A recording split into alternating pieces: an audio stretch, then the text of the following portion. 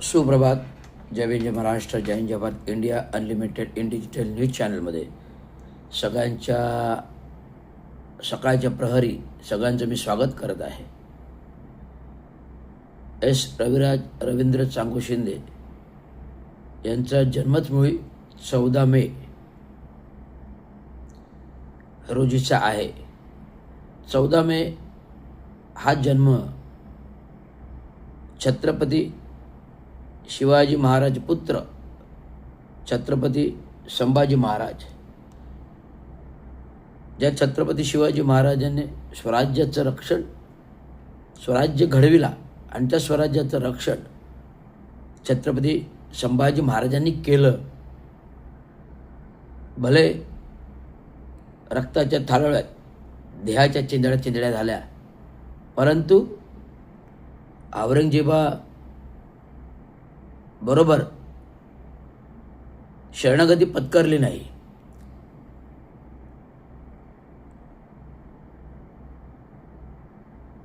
तुम हमारा मुस्लिम धर्म स्वीकार करो, हम तुम्हें बख्श देंगे.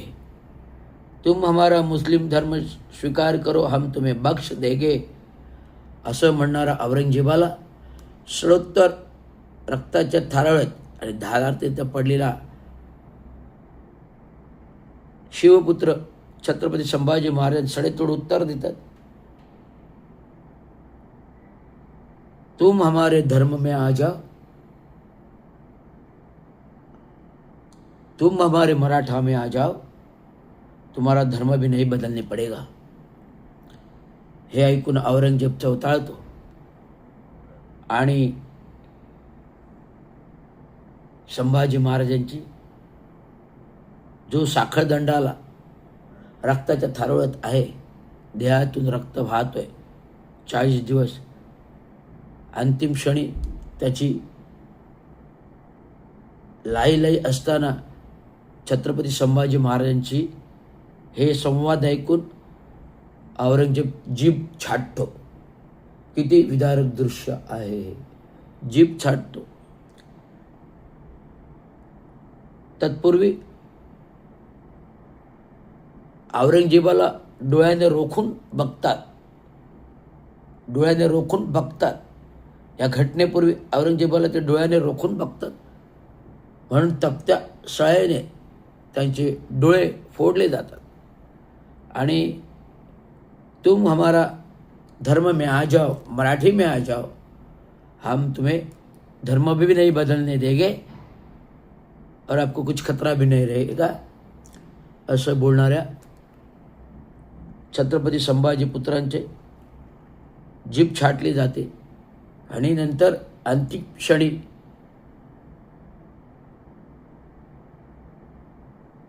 शरण येत नाही.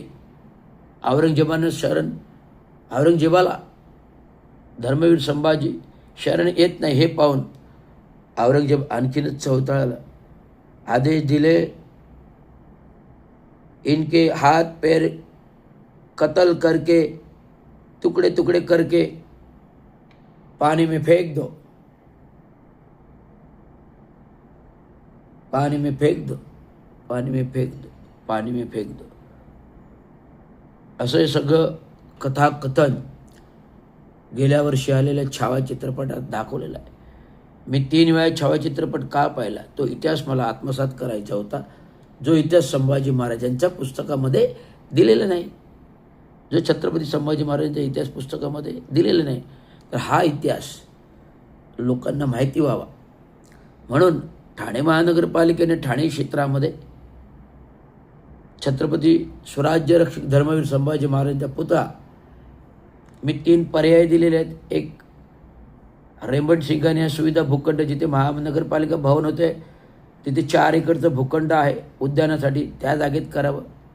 दुसरं, उपवन महापौर बंगल्याच्या समोर जो ॲम्पी थिएटर बांधलेला आहे, त्या ॲम्पी थिएटर काढून त्या ठिकाणी स्वराज्य रक्षक संभाजी महाराजांचा पुतळा बनवावा. तिसरं, ठाणे महानगरपालिका भवन समोर जो कचराळी तलाव आहे, तलावासमोरचं उद्यान आहे, त्या उद्यानात छत्रपती स्वराज्य रक्षक संभाजीचा पुतळा उभारावा. असे 3 पर्याय मी दिलेले आहेत. त्यामुळे येणाऱ्या महासभेमध्ये एस रविराज, रवींद्र चांगू शिंदे, ठाण्याचे महापौर, ठाण्याचे उपमहापौर, सभागृह नेते, गटनेते, विरोधी पक्षनेते या सर्वांच्या बोलून चर्चा करून एक भूमिका घेऊन हा विषय महासभेपर्यंत धारात लावणार. जर प्रशासकीय महासभा असताना विठ्ठलाची मूर्ती बसवली जाते, त्यास लोकल बॉडीची मान्यता नाही, ठाणे वैभव चौक होतो, नरेंद्र बळाल सभागृह ज्याचं ठरावही नाही आणि पात्रतेप्रमाणे ते निकषामध्ये बसतही नाही, असं असताना ठाण्यामध्ये फार जुनं असं मासुंदा तलावाजवळ छत्रपती शिवाजी महाराजांचा पुतळा आहे, जो अद्यापी मस्त सुंदर असं सुशोभीकरण करून त्याच्या बाजूला किल्ल्याचं स्वरूप दिलेलं आहे आणि तो आता बंदिस्त गेटमध्ये असतो. ही धुरंधर अवस्था आहे. पूर्वीच्या काळापासून असलेल्या छत्रपती शिवाजी महाराजांचा पुतळा कधीही बंदिस्त लोखंडी गेटमध्ये नव्हता आणि छत्रपती महाराज कधीही पण बंदिस्त राहिलेले नाही. अठ्ठपगड जाती धर्मांसमोर जाऊन रायगडावर राज्याभिषेक घडविला, अटकेपार पत्ता करून. आमचं लहानपण ज्या ठाण्यात गेलं, कधी आम्ही छत्रपती शिवाजी महाराजांचा पुतळा बंदिस्त पाहिल्याने आम्ही वरती चढायचो, जिन्याने वरती चढायचो. आज त्यांची उंची खाली घेतली आणि कट्टे वरती वाढवलेत, उंची खाली घेतली आहेत. त्यामुळे छत्रपती शिवाजी महाराजांचं हे कुठेतरी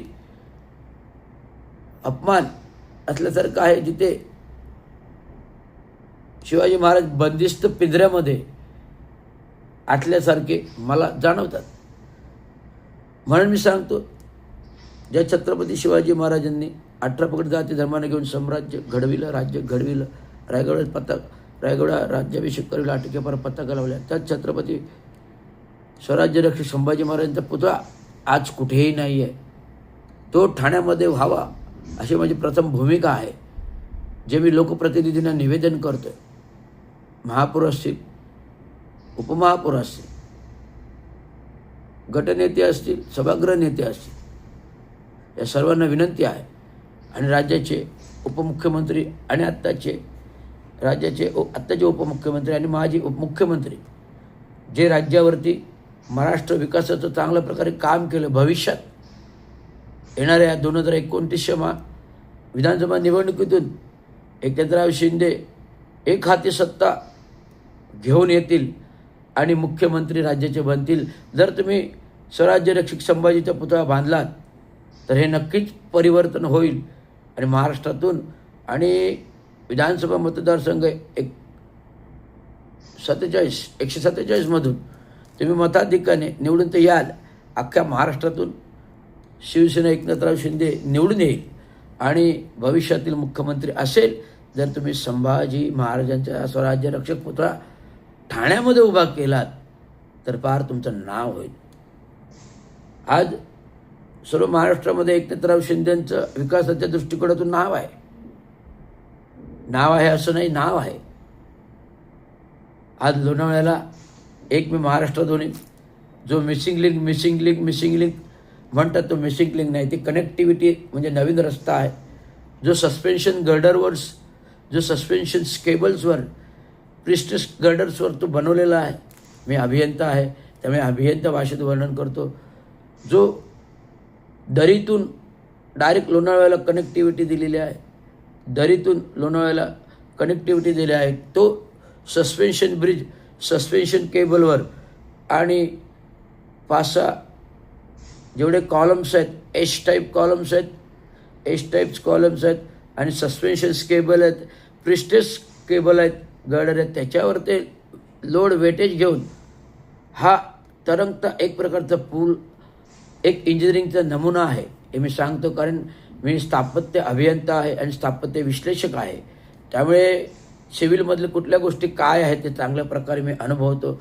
35 वर्ष सेवा आहे आणि हे करत असताना मला खरोखर एक आनंद वाटतो की माझ्या महाराष्ट्राच्या भूमीमध्ये अशा प्रकारच्या शिल्पकृती होत आहेत, समृद्धी मार्ग होत आहे. अटल सेतू होते, लालबाग परळचा पूल एका वर्षभरात होतोय.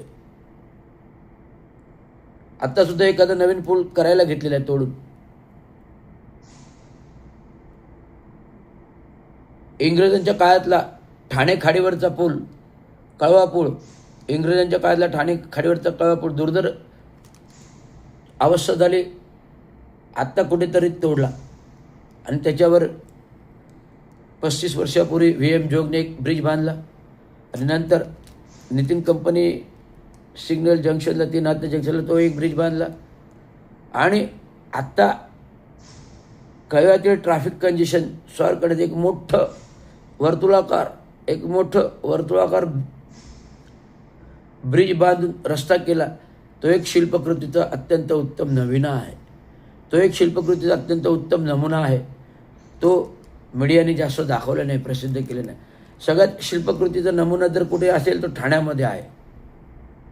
जो कळवा खाडीवरचा सर्कुलाकार वर्तुळाकार पूल बनवला आहे आणि ज्यांच्या कार्यकिर्दीत कालखंडामध्ये झाला त्या अभियंत्यांचा मी खरोखर मनापासून गौरव करतो की त्यांनी हा पूल बांधला. त्या पुलाला माझाही हातभार लागलेला आहे.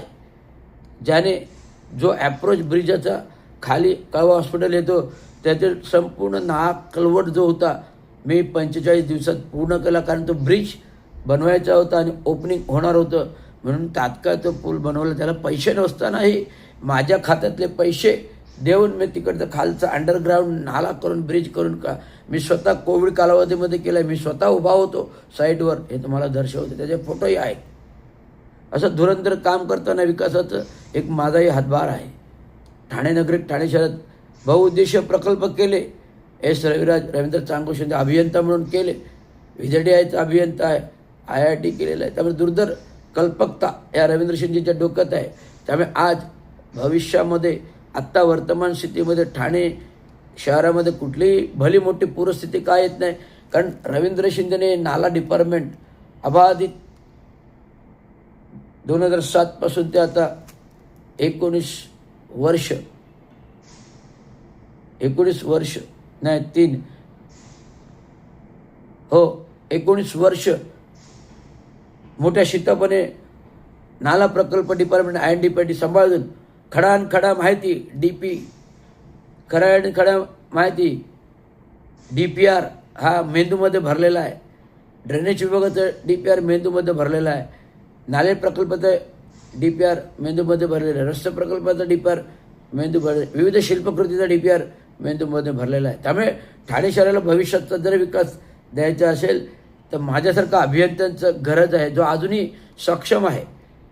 आणि ते महाराष्ट्र शासनाच्या GR नुसार 10 जानेवारी 2025 नुसार जर माझ्यासारख्या माणसाला जर पुन्हा सेवा 5 वर्ष करायला मिळाली तर नक्कीच भविष्याच्या विकासाला हातभार लावेल. मागच्या नव्याने आलेल्या विधानसभेमध्ये पाण्याचा दुर्भिक्ष होता.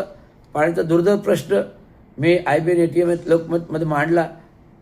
आयुक्त सौरवराव आणि डुमरे यांनी पाण्याचा प्रश्न आणि ट्रॅफिकचा प्रश्न मांडला. आज विधानसभेमध्ये काळू धरणाचा मी प्रकल्प पाठवला, विषय मांडला. जितेंद्र आव्हाड साहेबांनी तो विषय मोठा शिस्तपणे मांडला आणि एकनाथराव शिंदेने त्यांना मंजुरी दिली. आज काळू धरणाचं काम सर्वेक्षणाचं चालू आहे. शाही डॅमचं धरण जो 35 वर्ष रखडला, जो माननीय जितेंद्र आव्हाड साहेबांनी आणला, त्याचंही गरज आहे. हे दोन्ही जर धरण झाले ठाणे जिल्ह्यातले तर अख्ख्या मुंबईला पाणी पुरवठा करणारं हे ठाणे जिल्हा असेल हे मी तुम्हाला सांगू इच्छितो. ठाण्यामध्ये 1 लाख ट्रॅफिक येतो, 1 लाख ट्रॅफिक जातो. ठाणे हे मध्यवर्ती ठिकाणी आहे. मुंबई कनेक्टिव्हिटी जोडलेली आहे. वसई, विरार, पालघर, अहमदाबाद जोडलेला आहे. नाशिक जोडलेलं आहे. हे सर्व शहर ह्या मध्यवर्ती ठाण्याला जोडलेले आहेत. त्यामुळे मध्यवर्ती ठाण्यामध्ये 1 लाख ट्रॅफिक येतो, 1 लाख ट्रॅफिक जातं. भविष्यामध्ये ट्रॅफिक नियोजन कसं करायचं हे IBN 18 TV 9 आणि ETVला मी माझ्या मुलाखती झालेल्या आहेत. या मुलाखतीमध्ये मी दर्शवलेलं आहे की जर भविष्यात ठाणे आनंदनगरवरून जो आता समृद्धी मार्ग कापूरबावडीकडून बिग बाजारकडून बाळकुमकडून येतोय समृद्धी मार्ग, हा समृद्धी मार्ग जो काय मुंबईकडे जातोय, तर हा जो एलिव्हेटेड रस्ता आहे, हा थेट तुम्ही आनंदनगरकडून अहमदाबाद रोडला जोडला फ्लायओव्हरला, तर भविष्यातलं ट्रॅफिक कंजेन्शन जो आहे ठाण्यातलं घोडबंदरचं हे सुटेल. हे मी मुलाखतीत टी व्हीच्या मुलाखतीत दिलेलं आहे, ते सगळ्यांनी पाहिलेलं आहे. रवींद्र शिंदे धुरंधर अभ्यासक आहे. भविष्यातील माझ्या ठाण्याच्या विकासाची नाळ माझ्याशी जोडलेली आहे आणि भविष्यात ठाण्याचा विकास कसा होईल हे मी पाहतो आहे. कारण आमच्या पूर्ण शिंदे कुटुंबाची नाळ या ठाणे जिल्ह्याशी जोडलेले. का? ठाण्यामध्ये आम्हाला 95 वर्ष झाली. या 95 वर्षाच्या इतिहासामध्ये ठाणं एक खेडेगावासारखं होतं, ते आज बहुउद्देशीय शहर होताना मला आनंद होतो आहे. आज जगाच्या जागतिक पातळीवर जर ठाणं कोणी नेऊन सोडले तर एकनाथराव शिंदे यांच्या विकासामुळे झालं. जर एकनाथराव शिंदे शिवसेना फोडून जर मुख्यमंत्री झाले नसते तर ठाण्याचा विकास घडला नसता. तो आज घडलेला आहे. आज तुम्हाला दिसते. आज ट्विन टनेल येते. का? तर ठाण्यातला जो ट्रॅफिक आहे, जो western side Andheri Goregaon national पार्कला पोचायचं दहिसर मार्गाने आज होतोय, तिथे पोचायला 3-3 तास लागतात ट्रॅफिकमध्ये. तो आज आपल्याला 25 मिनिटात आपण पोचणार आहोत. ह्या धुरंधर प्रकल्प एकनाथराव शिंदेने ठाण्याच्या भविष्यासाठी केला. MMRDAचे नगरविकास मंत्री असताना हे प्रयोजन आणलं, चांगल्या प्रकारे केलं. आज म्हापे ऐरोली मुंब्रा बायपास आला ट्रॅफिक. आज मुंब्रा बायपास युनिव्हर्सल सोसायटी दगडी काय तो खडी मशीन नाला युनिव्हर्सल सोसायटीकडून जो रस्ता येतोय तो रस्ता महापेवर ऐरोलीकडून जातोय. हे धुरंधर प्रवास विकासाचा एकनाथराव शिंदेने केला, असं कोणी केलं नाही. त्यामुळे विकास महर्षी म्हणून त्यांना पद्मश्री द्यायला हरकत नाही. विकास महर्षी म्हणून राज्याने त्यांना पद्मश्री द्यायला हरकत नाही. पुरस्काराने गौरवायला हरकत नाही. एक विकास महर्षी म्हणेन मी विकास महर्षी म्हणेन. मी केवळ इन्फ्रा मॅन नाही म्हणणार, तर विकास महर्षी जो कोणी असेल तो एकनाथराव शिंदे आहेत, जे प्रत्यक्ष जागेवर जाऊन काम कितपत आले, प्रगती कितपत आले हे पाहणारं आणि कुठलीही आपत्ती आली तर रस्त्यावर धावणारं, पूरस्थिती आली तर पाण्यात उतरणारं, जीव वाचवणारं जे कोण आहेत ते एकनाथराव शिंदे आहेत. त्यामुळे भविष्यात ते नक्कीच मुख्यमंत्री होतील महाराष्ट्र राज्याचे आणि महाराष्ट्र आणखी जोराने विकास करेल. एवढंच मी सांगतो. धन्यवाद. जय महाराष्ट्र.